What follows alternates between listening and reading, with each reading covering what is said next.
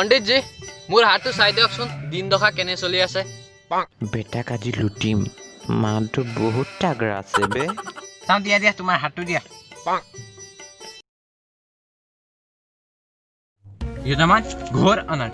ৰাম ৰাম ৰাম ৰাম ৰাম ৰাম ৰাম শনিৰ মহাদেশৰ লগতে কেতুৰ অন্তৰ্দশা ৰাহুৱে কেৰা চকুৰে সূৰ্যক চাই আছে আৰু মংগলে স্বগ্ৰহী হৈ ছাগলীৰ ৰূপ লৈ ঘূৰি ফুৰি আছে আৰে আৰে এইটো কি চন্দ্ৰমাটো গ্ৰহণ লাগি আছে আৰু আপোনাৰ মীন ৰাশি লগতে শনিৰ দশাও চলি আছে এই বছৰ আপোনাৰ মহা বিনাশকাল চলি আছে ভগৱান ৰামেও বচাব নোৱাৰে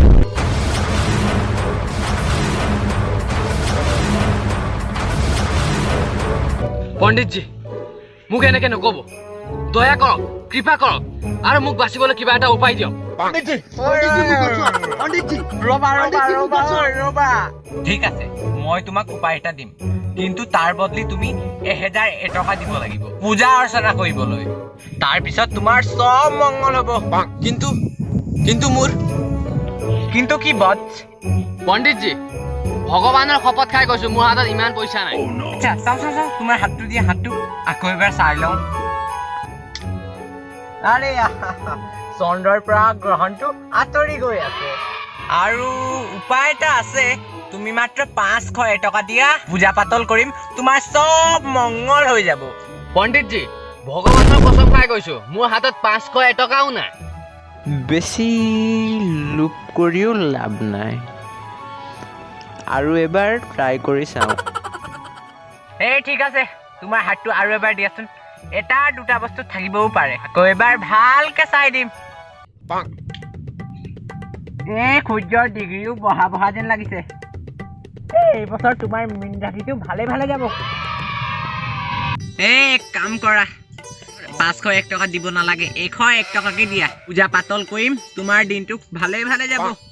পণ্ডিতজি ভগৱান কসম খাই কৈছো মোৰ হাতত 100 টকাও নাই এই সকলো শেষ যজমান সকলো শেষ এই মহান কাৰ্যৰ বাবে আপুনি 101 টকাও দিব নোৱাৰে কি মানুহে আপুনি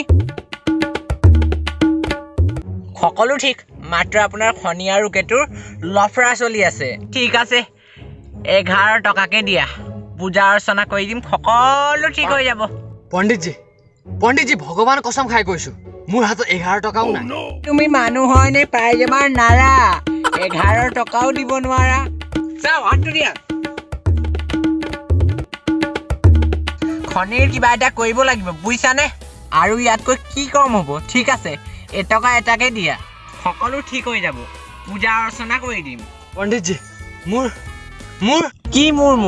কি ক'ব লগা আছে সোনকালে ক পণ্ডিতজি মোৰ হাতত 1 টকাও নাই ভগৱানৰ কসম খাই কৈছো কি এটকাও নাই পণ্ডিতজি নাই বত চাহা হ'বলৈ দিয়া শনিৰ প্ৰৱেশ তাৰ হাতত এটকাও নাই শনিয়ে তাৰ কি বেয়া কৰিব ময়ো চাই লওঁ এই হ'বলৈ দিয়া শনিৰ প্ৰৱেশ পণ্ডিতজি